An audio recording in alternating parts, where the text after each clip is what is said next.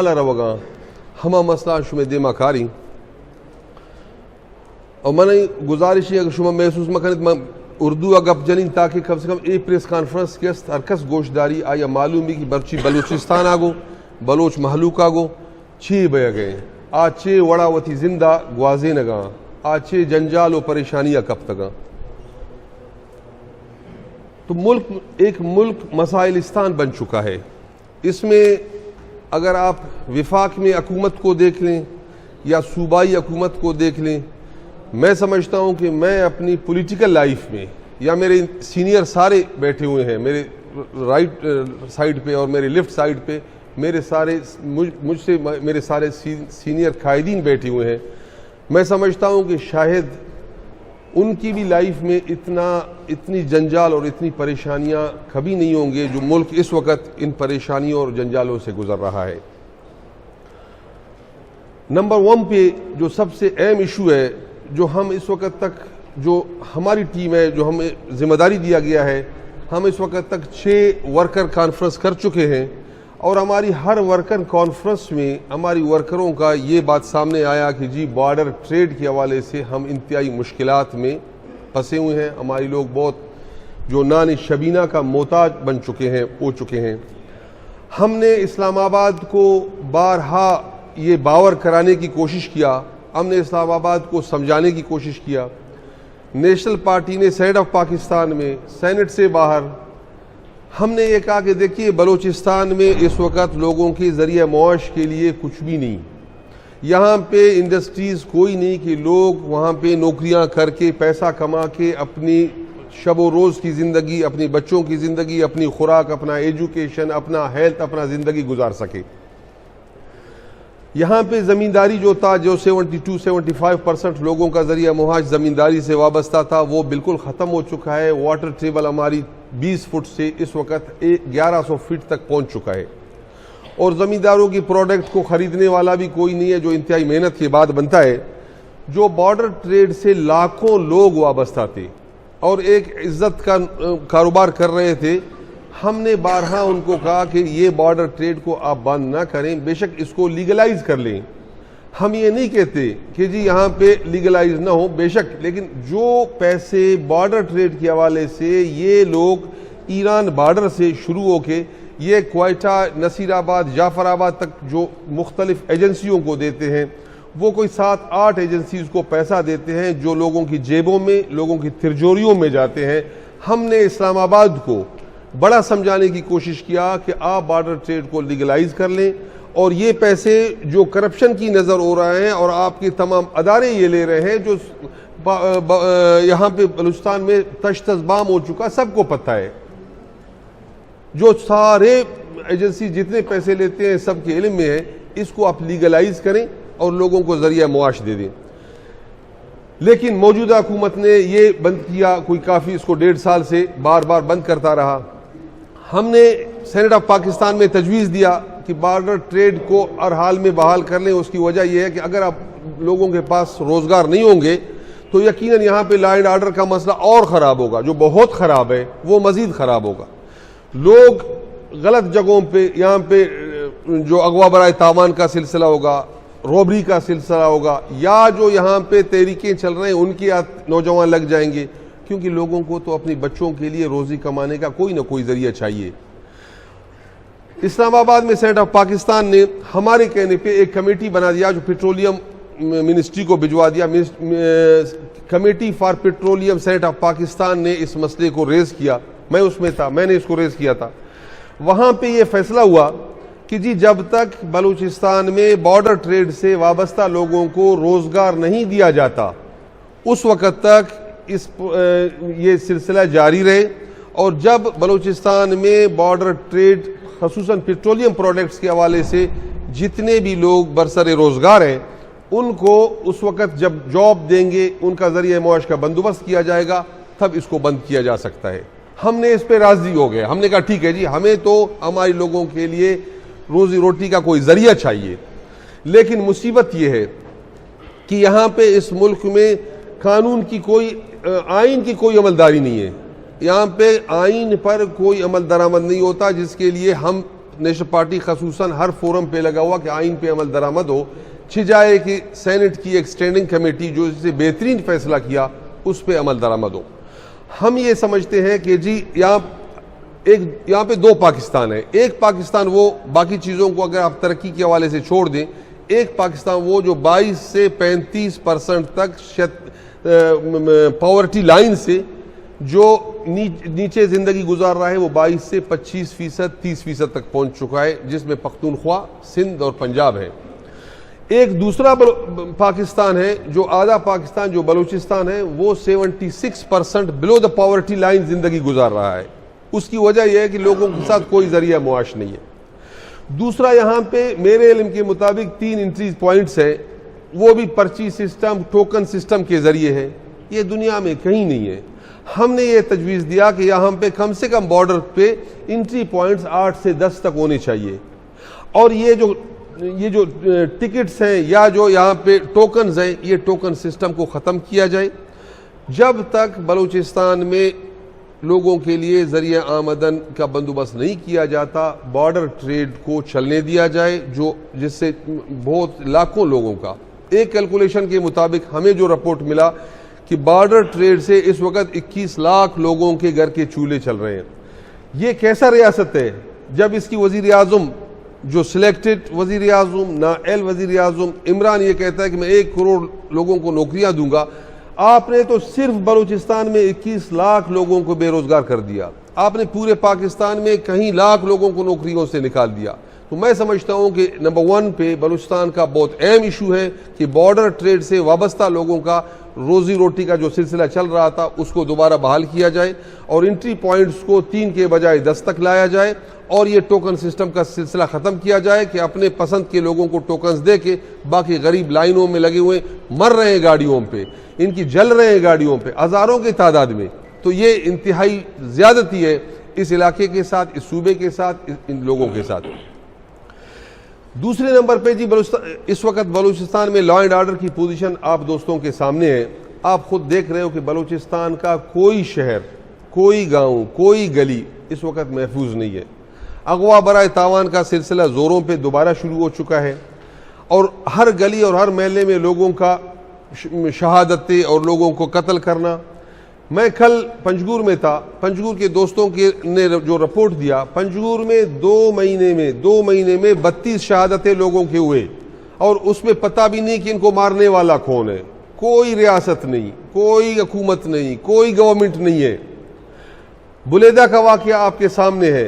क्वेटा से 20 गाड़ियां आते हैं, एक घर पे हमला करते हैं, 7 और 8 साल के 2 बच्चों को गोली मारते हैं, एक शहीद हो जाता है और दूसरा जख्मी होता है। और कल वो शहीद के वर्सा उसको उठा के क्वेटा जा रहे हैं, अभी भी रास्ते में है, क्वेटा पहुंचने वाले हैं। तुरबत में देखे, पंजगुर में देखे। अलबत्ता नेशनल पार्टी ने जब इक़्तिदार संभाला 2013 में, उस वक्त तो 5 बजे पूरे बलूचिस्तान में कर्फ्यू का समा होता था। कल्लात में, खुजदार में, क्वेटा में, मकरान के तमाम शहरों में आप दोस्त गवाह हो कि यहाँ पे 5 बजे के बाद लोग मस्जिदों पे नमाज पढ़ने के लिए भी नहीं जा सकते थे। लेकिन जब हुकूमत नेशनल पार्टी को मिला 2.5 साल के लिए, नंबर 1 तरजीह हमारा था कि लोगों की जान और माल की तहफ़्फ़ुज़ करना, और उसमें अल्हम्दुलिल्लाह हम कामयाब हो गए, जिसका सारा आप साफ़ी दोस्त और सारा बलूचिस्तान गवाह है। जो 2.5 साल तक बलूचिस्तान में वो अमन हुआ, लोगों को अमन, ये हमारी जो रोड्स थे क्वेटा से कराची तक और क्वेटा से जेकबाबाद तक ये खाली होते थे। कोई ये नहीं समझता कि मैं अपने बच्चों के साथ क्वेटा से बैठ के कराची तक या क्वेटा से बैठ कर जेकबाबाद तक सलामती से जाऊंगा। लेकिन नेशनल पार्टी की हुकूमत में, क्योंकि पॉलिसी था, विजन था, पॉलिटिकल लोग थे, एक बासलाहियत चीफ मिनिस्टर एक बासलाहियत टीम के साथ था, उन्होंने ये बिल्कुल ये दिखा दिया कि जी इसके बाद बलूचिस्तान ठीक हो सकता है। वो अभी दोबारा हर घर और हर गली में लाशें गिर रहे हैं। कोई कानूनी एक पुलिस रियासत बन चुका है, पुलिस की बदमाशी और पुलिस की ये हर गली और हर शहर में पूरे बलूचिस्तान में, खसूसन मकरान डिवीजन में मैं समझता हूं कि ज्यादा है रेदर दैन दूसरे बलूचिस्तान के। तो इन हालात में ये रियासत कैसे चल सकता है?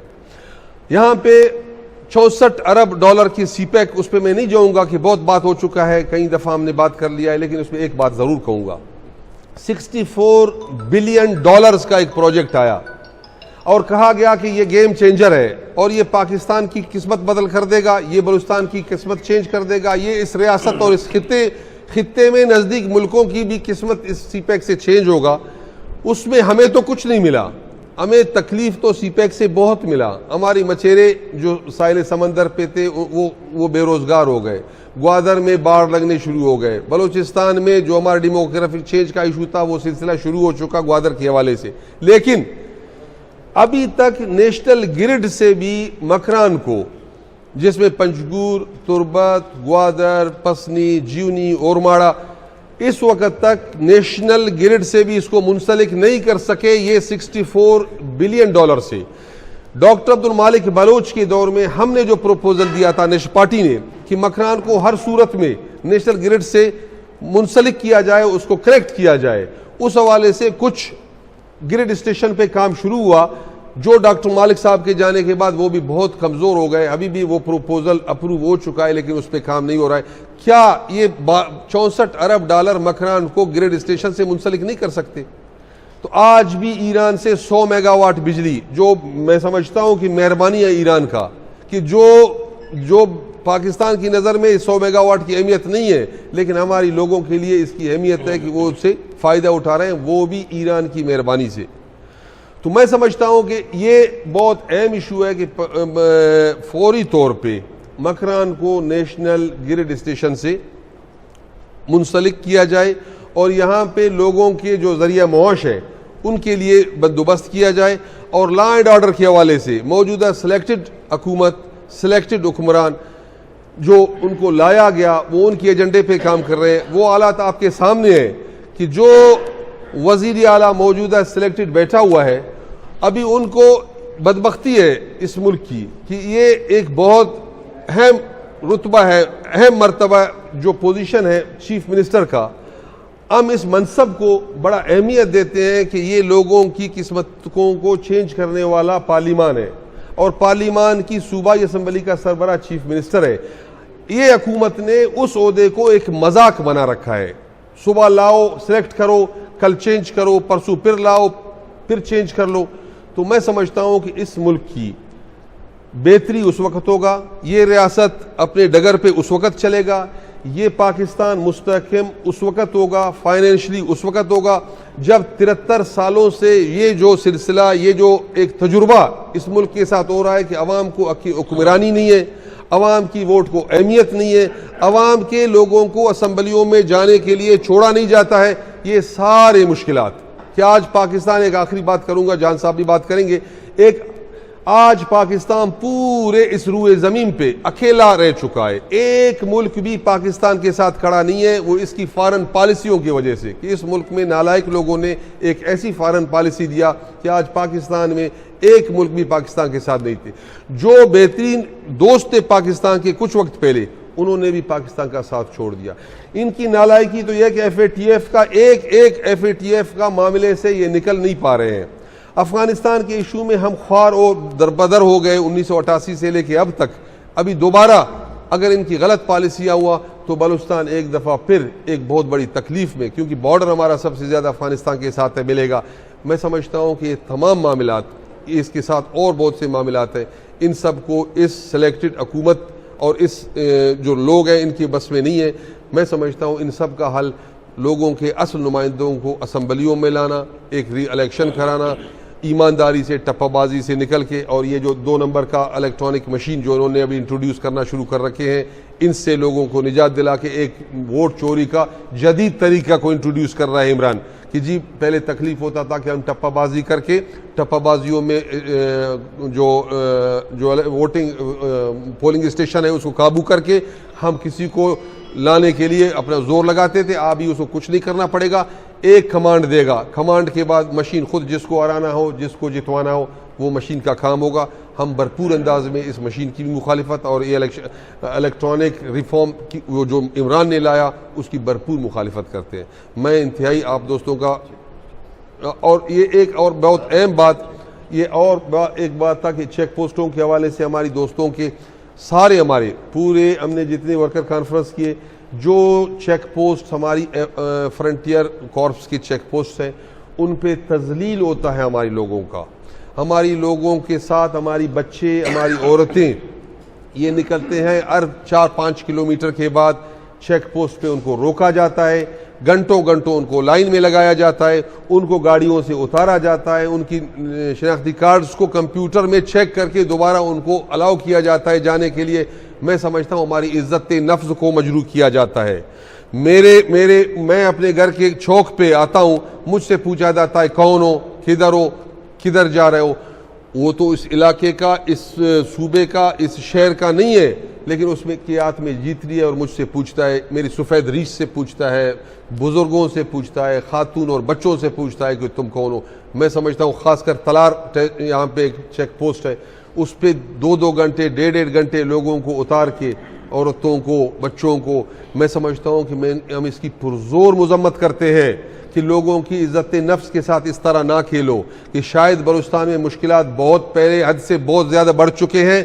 इसमें मज़ीद वो लोग जो आज भी विफाक के दाई हैं, आज भी कहते हैं कि एक विफाक, बेहतरीन पाकिस्तान में मजबूत विफाक होना चाहिए और सूबे बाख्तियार होना चाहिए, उनके जहनों में भी एक सवाल उठना पड़ता है कि शायद ये वफाक हमारे लिए मुश्किलात खड़ा कर रहा है।